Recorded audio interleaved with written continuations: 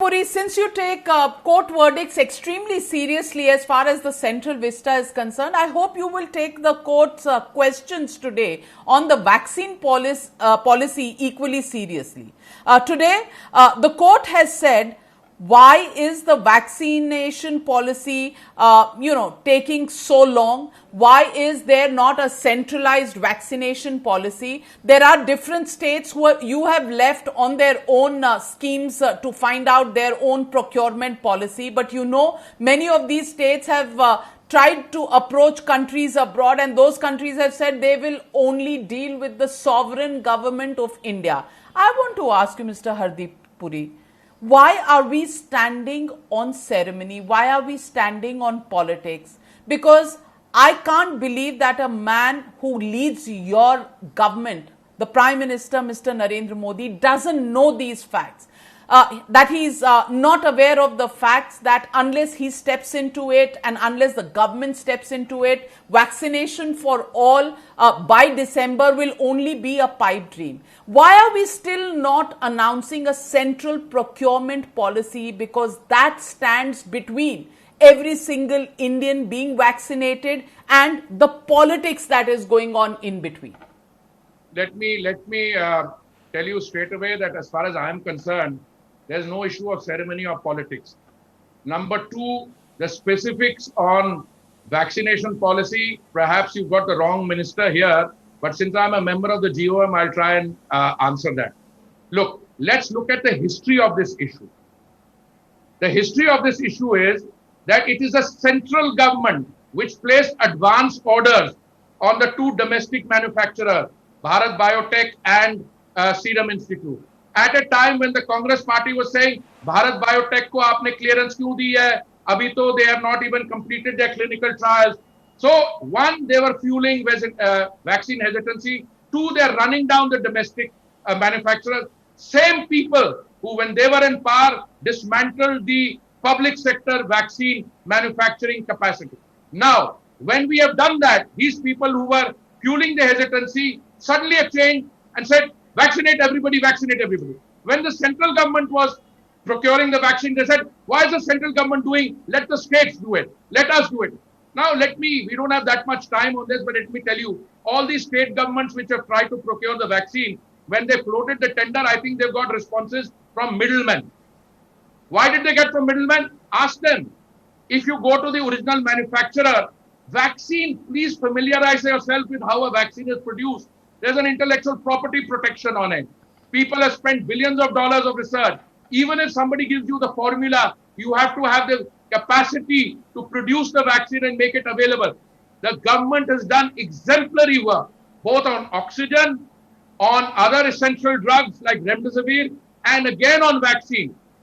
I am saying on your program that between August and December of 2021, 213 additional vials will be available for the whole population of the country. Those who are in the entitled age category can be vaccinated. Now, it's not for me to answer what the Supreme Court has said, but I'm sure if you were to have a similar conversation with my colleagues who deal with the health portfolio or with the pharma portfolio, they'll provide you that. I have personally shared with distinguished colleagues like yourself, Madam Navika, what the production schedule is. We have already vaccinated over 20 crore of our... You are talking about... Mr. Hardeep Puri, okay, allow me to come in. You have been a civil servant and therefore you have a general understanding even if you are not the pharma minister or the health minister. And therefore I ask you as a member of the cabinet, as a member of the GOM and as an aware citizen if nothing else. I want to ask you the maximum price this country has paid in terms of human lives has been in the months of April, May, June and July. That is the period we are talking about. And you're saying vaccinations will come in August. I want to ask you, forget the Congress party, forget the Samajwadi party which called this a BJP vaccine. I want to ask you, what was our plan in this interim, even if the second wave had not taken place? The fact is, should we have looked at Covaxin and Covishield giving emergency use licenses to other companies to start manufacturing more in India? What about Pfizer, Moderna, and negotiations with them? What about Johnson and Johnson?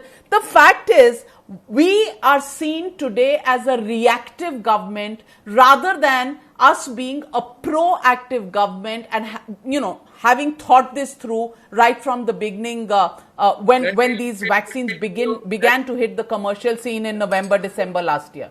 Let me tell you, I mean, it's your show and you can give as long a statement as you like, but out of sheer respect for you, let me tell you two things. But first, a preambular comment. This government and the Prime Minister in particular has been hands-on. He's led up front from March 16th. This year, he has been telling the state governments, and we've issued a press release by the PIB after that. Second wave is coming, get ready. Incidentally, health is a state subject, yet the Prime Minister has gone out of his way on all these issues, oxygen, essential medicine, and vaccine. You said the maximum lives have been lost in May, June, and July.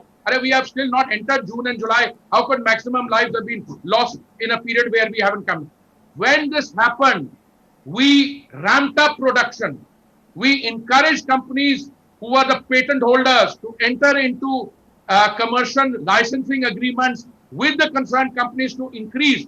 I have the figures for the month of May. For the month of June, July, we paid advance money to Bharat Biotech and Serum Institute to produce extra vaccines. They have ramped up. The other producers are also doing it. So, look, there may have been a time when everyone thought that we were only going to vaccinate, frontline workers, healthcare workers, those who were in the front line of the fight against the pandemic. Then we decided to do senior citizens. And finally, we expanded it. And we have, in the process, also made sure that the vaccine availability will be there. In the month of June, we are going to get 12 crore vaccines. When we started this whole thing and everybody started making this sound and fury, we had to point out that the states were at that stage still holding 1 crore vaccine, which they were utilizing. But some of our state governments, including my friend who's the Chief Minister of Delhi, they excel in this. They will not do anything themselves. They will turn around and say, we have run short of vaccine, we have done this, we've done. What are the efforts that you have made? If there is a formula 50, 25, 25, what did you do? Anyway, let me tell you, the central government will make available 12 crore vaccines in June. This is over and above the 12 crore, the 20 crore who have already been vaccinated. Our original plan was that by the month of June end, we will vaccinate 30 crore people, which means we'll have 60 crore this thing, because going by the 2 per person. But we've suddenly ramped it up. Now, compulsory licensing is something our opponents said, how will that help if you don't have the BSL-3 labs which are required, even if you enforce a company license? So in a cooperative way, we've reached out, and I take strong exception to anyone who suggests that there is either somebody has taken the eye off the ball or that we have not been in charge. Yes, I keep telling you, it is the virus which is the enemy. This is a once-in-a-lifetime challenge, and it would be nice for those people you named, including those eminent people, if they were to understand where we have come from in the fight from the first wave to where we have reached, and they will also then reluctantly show some gratitude, if not admiration, for what the Prime Minister and his team have done. Mr. Puri, may I tell you that this country is not only consisting of, political parties. This country also consists of citizens. And citizens also want answers. And today the Supreme Court, which has upheld your Central Vista and has applied damages on the person who's filed the PIL, has also, in another case, Justice Chandrachud has asked the government to wake up and smell the coffee. Will you take the bricks and the bats along with the bouquets? You call me a civil servant or you call me in public life, whatever it is, I'm firmly anchored in the rule of law. Whatever the Honorable Court says, we take with total humility. You use the word damages. I think it's more a punitive fine. for the kind of irresponsible conduct that the petitioners have shown. There were projects going on throughout Delhi, including under my ministry. There's this big ITPO project, but the petitioner has no interest in the ITPO project. Why? Because the ITPO project probably is outside his range. And because he thinks it's a vanity project, it's not an essential project, he focuses. So I'm very happy that the learned High Court has said that this is not a public interest, this is a motivated thing, and a punitive fine has been. Insofar as what the Honorable Supreme Court has said, by all means, they said something earlier about oxygen. We take that. We respect the, that essential part of our democratic functioning. And I'm sure that the concerned minister or the concerned departments, they welcome the kind of contribution and guidance provided by the Honorable Court, and they will respond. But this is an ongoing interactive process. As far as the people of India are concerned, this is what a democracy is all about. It is through the people and their will that governments get elected. And believe me, that's the highest priority. So during this period, I got hundreds of calls. I tried to respond to each one of them. I even got trolled in the process in one or two because I don't distinguish or discriminate between whether the person asking for assistance is a friend or not friendly or, whatever you want to describe it. So let me assure you, we value the views of the press. We value the contributions and guidance of the honorable courts. And it's a process where all of India has to get together in order to meet the enormity and the seriousness of the challenge. And I'm very confident that we are on top of it. And as I said, the figure had gone up to 420,000 cases every day. It's down to 150,000. I'm sure it'll come below 1 lakh. And then you and I will probably have a different kind of discussion.